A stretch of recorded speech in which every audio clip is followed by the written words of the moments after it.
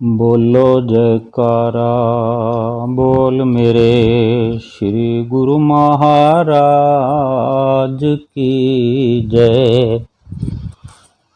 सभी गुरुमुख प्रेमियों से सप्रेम जय सच्चिदानंद।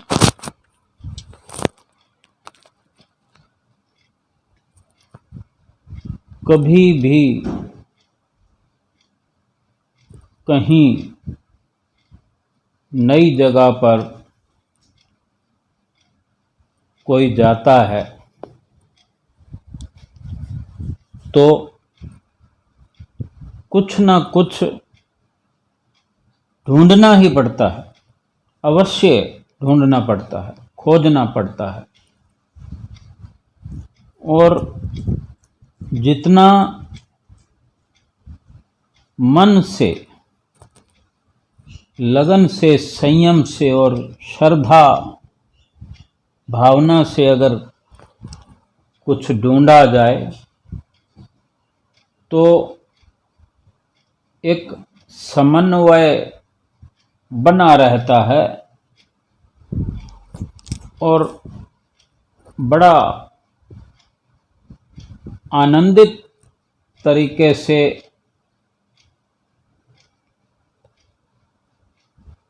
अपनी खोज को पूरा किया जा सकता है और अपने गंतव्य तक, अपने लक्ष्य तक पहुंचा जा सकता है। उदाहरण के तौर पर अगर एक शहर से दूसरे शहर जाना हो या किसी जंगल बियाबान में जाना हो, कुछ भी हो सकता है। उदाहरण कि अगर जंगल के रास्ते जाना है तो वहाँ जगह जगह तो कोई रास्ता बताने वाले नहीं होते, तो ऐसे में संयम का होना जरूरी है, श्रद्धा का होना जरूरी है और मन में अटल विश्वास होना चाहिए कि जो रास्ता हम पीछे से पूछते हुए आए हैं, किसी ने हमें बताया है, समझाया है और बहुत बड़ा रास्ता ये जंगल का है जहाँ दूर दूर तक कोई नज़र नहीं आता। उस वक़्त संयम से अपना सफ़र तय करते हुए कोई ना कोई अवश्य फिर से मिलता है जो आगे का मार्ग प्रशस्त करता है। और अगर किसी शहर में, दूसरे शहर में जाना है जो बिल्कुल हमारे लिए नया हो, बेशक किसी ने थोड़ा इशारा कर दिया हो कि स्टेशन से आप ऑटो लेना, टैक्सी लेना, उसको ये बताना और लगभग इतना समय लगेगा, तो कुछ मार्ग जटिल भी होते हैं और जो वहाँ के रहने वाले होते हैं, ऑटो वाले, टैक्सी वाले, वो भी उस रास्ते पर नहीं गए जहाँ हम जाना चाहते हैं। हम दूसरे शहर के हैं, वो उसी शहर के हैं, लेकिन अगर वो नहीं गए, लेकिन कहने को तो यही है कि वो उसी शहर के हैं, वो सब जानते हैं, वो ऐसी गली नुक्कड़ पर जाकर खड़े हो जाएंगे, लेकिन जहाँ हमें जाना है वहाँ वो भी नहीं जानते, उनको भी पूछना पड़ेगा। और ऐसे में अगर कोई हमें वहाँ तक पहुँचाने वाला मिल जाए, जहाँ हमको जिस घर में जाना है वहाँ तक पहुँचाने वाला मिल जाए, तो वो अपने आप में परिपूर्ण कहलाता है। और जब तक वो मिलेगा नहीं तो पहुंच भी नहीं सकते। अगर किसी को भी साथ लेकर गए हैं, किसी के साथ गए हैं, तो वो वहाँ पर आगे की खोज करेगा, दोनों लोग मिलकर खोज करेंगे। जब तक उस घर का पता जानने वाला नहीं मिलेगा तो हम पहुंच नहीं सकते उस घर तक। और जब कोई मिल जाएगा तो वो केवल मात्र इशारा करेगा कि वो चौथा मकान है, छठा मकान है, तो बड़े आराम से पहुंच सकते हैं। और कई बार फिर इसमें भी उलझन हो जाती है कि वहाँ चौथा मकान या छठा मकान वहाँ जाकर खड़े होते हैं तो वहाँ भी कुछ मुश्किलात पैदा हो जाती है कि देर लग जाती है, फिर कोई बताने वाला चाहिए। यानी जिसके घर जाना है, जिस नाम को पुकारने पर कोई बताए कि हाँ फलां व्यक्ति को मैं जानता हूँ, तो वो घर तक पहुंचा के आएगा। इसी प्रकार कुछ भक्ति का सफर है, सुमिरन का सफर है कि संत महापुरुष फरमाते हैं नित्य प्रति। परिपूर्ण संत महापुरुषों की हमें गुरुमुखों को गनीमत शरण संगत मिली है। बहुत बड़ी बात है, इतनी बड़ी बात है कि इससे बड़ी कोई बात हो नहीं सकती। अब हमको भी दूसरे शहर में जाना है, दूसरे शहर का सफर करना है, जो हमारे लिए बिल्कुल नया है, काल्पनिक है, कल्पना से भी परे की बात है। तो हमारा संतों महापुरुषों से जो संपर्क हुआ है और अब भक्ति की राह पर चलते हुए जो हमें खोज करनी है दूसरे शहर से, माने यानी अभी हम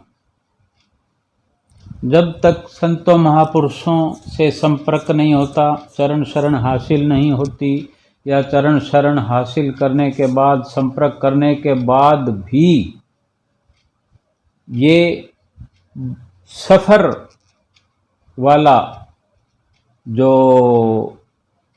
मार्ग है, सफ़र वाला जो ख्याल है हमारे अंदर नहीं आता कि अगर दूसरे शहर में नहीं जाएंगे तो काम होगा नहीं यहाँ बैठे हुए। क्योंकि जो हमारा अभी का ठिकाना है वो है इस शहर में, यानी मिट्टी के देश में। ये पिंड देश है, शरीर का देश है, मृत्यु लोक है। यानी इस मृत्यु लोक में, मिट्टी के लोक में हम शरीर से मिट्टी हैं, शरीर से मिट्टी हैं, और ये संसार भी मिट्टी का है, नाशवान है, शरीर भी मिट्टी का है, नाशवान है। मिट्टी के शहर में हम रहते हैं, यानी हमारी सुरती जो है, हमारा जो हमने समझ रखा है, हमने अपना अस्तित्व ही शरीर को मान रखा है कि मैं ये हूँ, मैं फलाना राम हूँ, मैं धमाका राम हूँ। यानी अपनी वसीयत हमने मिट्टी को बना रखा है, मिट्टी के मकान, मिट्टी के रिश्ते, मिट्टी की दुकान, मिट्टी का सारा सरमाया, यानी ये पिंड देश। ये जो संत महापुरुष बताते हैं, आईब्रोज यानी आँखों के बीच में जो 10वां द्वार है, इस 10वें द्वार से नीचे का जो हिस्सा है, अंगूठे, पैर के अंगूठे तक, यानी मिट्टी से टच करता हुआ पैरों का अंगूठा, पैर, और फिर ये 10वां द्वार, 10वें द्वार से नीचे, ये मिट्टी का देश है, पिंड देश है। इसमें हमारी सुरती रहती है, इसका ठिकाना है, ये हमने बना रखा है। अब दूसरा देश कौन सा है? ये 10वां द्वार जो आईब्रोज के बीच में, आँखों की दोनों भौहों के बीच में जहाँ तिलक लगाया जाता है, बिंदी लगाई जाती है, इससे ऊपर का जो लोक है, ब्रह्मांड लोक, ये दूसरा देश है। यानी पिंड देश में रहने वाली सुरती को ब्रह्मांड देश में अगर जाना है, संत महापुरुष कहते हैं कि सुरती को अंतर्मुखी करो। तो अंतर्मुखी सुरती को कहीं पेट में नहीं रखना, हाथों में नहीं रखना, नासिका में, मुख में, आँख में भी नहीं रखना। आँख के पास जो ये दोनों आँखों के बीच में, दोनों आँखों की भौहों के बीच में जो 10वां द्वार है, इस 10वें द्वार से, ये एक नाका है, इसको चुंगी नाका कह सकते हैं। एक देश से दूसरे, यानी एक राज्य से दूसरे राज्य को जोड़ने वाली ये सीमा है। इस सीमा से जो क्रॉस करेगा वो दूसरे देश में पहुंचने का समझो प्रयास एक तरह से हो गया। अब उस देश में हम, दूसरे शहर में या दूसरे राज्य में हम कुछ जानते नहीं, उसको वहाँ साथ में लेना पड़ेगा और वो वहीं का है, उसी देश का है, वो पिंड देश में रहने वाला नहीं है, वो ब्रह्मांड देश में, ब्रह्मांड देश की हद की शुरुआत या ब्रह्मांड देश में जितने भी वहाँ पर इलाके हैं, कॉलोनियाँ हैं, नगर हैं, छोटे मोटे नगर हैं, ठिकाने हैं, वो कहीं भी आ जा सकता है। यानी वहाँ का भेदी है, वहाँ के सब रास्तों को जानता है, वहाँ रहता है और हमें भी पहुँचा सकता है। अब ये वो भेदी है जो स्वयं हमें ले जाना चाहता है, हमें अपना समझता है, अपना मानता है। अगर हम शारीरिक तौर से अगर दूसरे शहर में जाएंगे तो हमें ढूंढना पड़ेगा, पूछना पड़ेगा कि कोई जानता हो तो बताओ, फलां जगह पर हमें जाना है। लेकिन ये हमारे हितैषी हैं, हमने संपर्क कर लिया है तो वो हमारे जो संत सतगुरु श्री गुरु महाराज जी हमारे हितैषी हैं।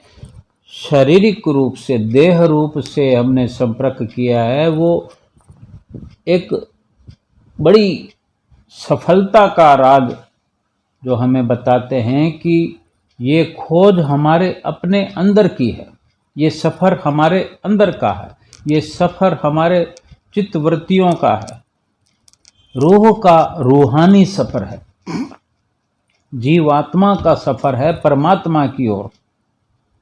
जबकि ये जीव इस ब्रह्मांड देश में पहुंचने का अधिकारी है, जहां उसका निज देश है, ठिकाना है, लेकिन भूलवश, भ्रमवश ये पिंड देश में ठहरा हुआ है और अपना समय समाप्त करता जा रहा है। श्वासों का जो खजाना है वो भी समाप्त करता जा रहा है, जो आगे चलकर पश्चाताप करना पड़ेगा और फिर कुछ हाथ पल्ले नहीं पड़ेगा। ये बड़ी अनुकंपा प्रभु की हुई जो हमें वक़्त के संत महापुरुष श्री गुरु महाराज जी की हमें चरण शरण मिली। और आप बाहर भी हैं, हमारे अंदर भी सूक्ष्म रूप से हैं और सब कुछ आप जानते हैं, अंतर्यामी हैं, हर घट की, हर किसी के अंतर की जानते हैं। हमारा संपर्क हो जाने के कारण वो हमारे हितैषी बनकर हमें जो हर समय आगाह करते हैं कि सुरती को अंतर्मुखी करो, तो सुरती अंतर्मुखी करने के तरीके भी बताते हैं और जब इस मिट्टी के देश से, पिंड देश से जब हमारी सुरती को ब्रह्मांड देश में गुजरना पड़ता है, ये बहुत भारी प्रयास का, मेहनत का विषय है। लेकिन एक हमारे जो रहबर हैं, रहनुमा हैं, पथ प्रदर्शक हैं श्री गुरु महाराज जी, सब कुछ करने कराने वाले आप हैं। इस वजह से हमारा सफ़र आसान से भी आसान कर देने वाले हैं। जब हम प्रयास करते हैं अपनी सुरती को ऊपर दूसरे राज्य में पहुंचाने का, तो आप ऐन वहाँ उस जगह पर विराजमान हैं। लेकिन हमको भी ज्ञात होना चाहिए, ये इल्म होना चाहिए कि हमारे श्री गुरु महाराज जी हैं, उनको वहाँ पर हाजिर नाजिर करना है दूसरे राज्य की सीमा पर। यानी यहाँ जो 10वां द्वार है, तीसरा तिल है, नुक्ते सफ़ेदा है, कई नामों से यहाँ इनको इस जगह को पुकारा जाता है। वहाँ अपने इष्ट श्री गुरु महाराज जी का हमने ध्यान जमाते हुए नित्य प्रति जो हम सुमरन करते हैं, वो करते करते करते करते जब प्रयास करते करते और श्री गुरु महाराज जी वहाँ पर हमारा जो ख्याल किए हुए हैं कि जल्दी आओ जल्दी आओ, और हम इस तरह प्रयास करते हुए जब अभ्यास मुकम्मल होता है और फिर जो नित्य प्रति जो अभ्यास होता है उसमें जो ध्यान किया जाता है, सुमरन किया जाता है, श्री गुरु महाराज जी का ध्यान करते हुए जो अंतर्मुखी सुरती का होना है, एक गहन अंधकार में अपनी सुरती को सफ़र करवाना, जहाँ पर कुछ दिखाई नहीं देता, केवल सतगुरु का ही सहारा है, दूर दूर तक कोई दिखाई नहीं देता। लेकिन संयम बना रहे, श्रद्धा बनी रहे और बहुत सारा प्यार स्नेह अपने सतगुरु को याद करते हुए, उनका ध्यान करते हुए, बार बार हर श्वास में प्रयास करते हुए, उनको अपने आँखों के सामने रखते हुए, उनके साथ अपना बंधन मजबूत करते हुए श्वास दर श्वास गहराई में उतरना है, गहरे ध्यान में उतर जाना है। यानी इस कदर ध्यान में विलीन हो जाना है, अपने आप को मिटाना है, अपने अस्तित्व को मिटाना है, अपने को फना करना है। मिटा दे अपनी हस्ती को, मिटा दे अपनी हस्ती को, अगर कुछ मर्तबा चाहे कि दाना खाक में मिलकर गुलो गुलजार होता है। यानी जो हम अभी मिट्टी में रह रहे हैं, मिट्टी हमारा देश है, मिट्टी हमारा नाम है, हम कुछ भी फलान ढिकान समझते हैं अपने आप को, लेकिन मिट्टी ही है, क्योंकि ये नाम मिट्टी में मिल जाएगा, ये हमारा मिट्टी का धाम मिट्टी में मिल जाएगा, ये शरीर जो इसको चमका रहे हैं, इतर फुलेल लगा रहे हैं, ये मिट्टी में मिल जाएगा। सब कुछ मिट्टी का है, मिट्टी में मिल जाएगा। ये जीवात्मा जो सत्य स्वरूप है, मिट्टी से मिलने से पहले इस शरीर के मिट्टी से मिलने से पहले इस सत्य स्वरूप जीवात्मा को अपने निज घर में पहुंचा दो। सतगुरु के दर्शन मात्र से, सतगुरु के इशारों से, उनके वचनों पर चलते हुए सुरती का संबंध सीधा ऊपर के लोकों की ओर मोड़ दो। जब तक गहरे ध्यान में नहीं उतरेंगे, सुमरन करते हैं तो थोड़ी थोड़ी देर में ऊब आती है, थोड़ी थोड़ी देर में मन विचलित होता है, क्योंकि अटल विश्वास नहीं हुआ कि सुरती का ठिकाना कोई और है, जीवात्मा का निज देश कुछ और है, ये शरीर नहीं है। ये शरीर तो मिटने वाला है, न जाने कब मिट जाएगा, पता भी नहीं है कि ये 100 साल जिएगा। 100 साल जी भी लिया तो क्या होगा, फिर क्या ठिकाना नहीं चाहिए। लेकिन ये एक बार चला गया, ये शरीर मिट्टी में मिल गया तो फिर कौन बनाएगा इसको। ये मकान थोड़ी है मिट्टी का कि अगर गिर भी गया तो दूसरी बार फिर कारीगर बुला लेंगे। लेकिन इस जीवात्मा के मकान को अगर कोई बनाने वाला कारीगर है तो वो संत महापुरुष हैं। वो हमें वो निज घर बता रहे हैं, दिखा रहे हैं। वो बना बनाया घर है, वहाँ हमको पहुँचाना चाहते हैं और हमें पहुँचना चाहिए। ये संपर्क परिपूर्ण संत सतगुरु से होने का यही कारण है कि अपनी जीवात्मा को, अपनी सुरती को अपने असली ठिकाने पर पहुंचाना ही एकमात्र उद्देश्य है इस मनुष्य जीवन का, जो हमें पूरा कर लेना चाहिए, तुरंत कर लेना चाहिए, क्योंकि इस शरीर का भरोसा नहीं है और ये शरीर मिट्टी में मिल गया तो ये फिर काम अधूरा रह जाएगा, फिर ये पूरा नहीं हो सकता। अभी हो सकता है क्योंकि शरीर अभी ये हथियार बनकर, औजार बनकर, ये सीढ़ी बनकर जीवात्मा के लिए तैयार खड़ा हुआ है। इसका लाभ उठाना है। ध्यान में इतना गहराई से उतरना है, मन को बार बार समझाना। जब भी ध्यान में बैठना है तो पूरा समय लेकर, अगर 1 घंटा बैठना है तो मन में पहले से तैयारी रखें। मन को इतना बनाएं कि आज मैं 2 घंटे बैठूंगा, 2 घंटे ध्यान में बैठूंगी, तो फिर ये 1 घंटा आराम से बैठा रहेगा, मन विचलित नहीं होगा। फिर दूसरे समय में 1 घंटा और बैठना है तो फिर 2 घंटे के लिए तैयार करें तो 1 घंटा आराम से बैठा रहेगा।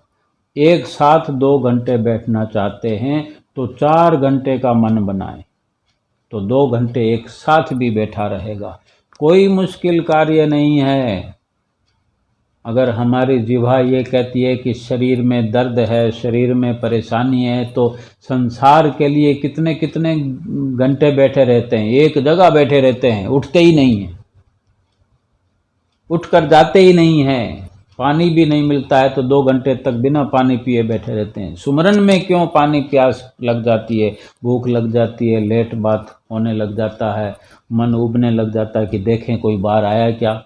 अगर कोई कुंडी खड़कती है तो घर में और लोग हैं, वो गेट खोल देंगे। हमने अगर कहीं बैठे तो निश्चिंत होकर जो होना है होता है। सुमरन करने के लिए बैठे हैं, ध्यान लगाने की बैठे हैं तो ध्यान लगना चाहिए, सुमरन होना चाहिए। जितना चाहें बैठ सकते हैं, वरना 2 मिनट भी ना बैठो कौन आएगा कहने, फिर समय तो निकल जाएगा हाथ से। समय को बचाते हुए ध्यान करते वक्त इतना गहराई में उतरना है, इतना गहराई में उतरते जाओ, धीरे धीरे धीरे धीरे। जैसे किसी गहरे पानी में उतरना हो तो ज़रूरी थोड़ी सीधी छलांग लगा देंगे। धीरे धीरे धीरे धीरे उतरते जाएं और निडर होकर, बड़ा हौसला लिए कि आगे सतगुरु खड़े हैं, आगे श्री गुरु महाराज जी हैं, उनके साथ बिना एक पल भी नहीं। और जिस वक़्त बैठने का हमने समय बनाया है सुमरन में, उससे कई कई घंटे पहले तैयारियां करें। मन को अपने विश्वास में लें, उसको कन्वेंस करें, तेरे को बैठना है। यानी इस तरह की फुलझड़ियाँ चलाएं, दिवाली मनाएं, खुशियाँ मनाएं, और इस प्रकार मन को प्रसन्न करके, खुश करके, उसको राजी करके उस समय पर जब बैठने का समय आए तो बड़ा हौसला लेकर बैठें और गहरे ध्यान में उतरते जाएं और इतना गुरु महाराज जी को याद करें, उनकी छवि को इतना अपने सामने रखें, अपने मस्तक पर रखें कि दूसरे किसी संसार वालों की याद आए ही नहीं। आए, अगर याद आए बीच बीच में परेशान करे, आंखें खोल खोल कर श्री गुरु महाराज जी का ध्यान करें, फिर आंखें बंद करें, फिर खोलें। तो बार बार करने से संसार की यादें भाग जाएंगी। बोलो जयकारा बोल मेरे श्री गुरु महाराज की जय।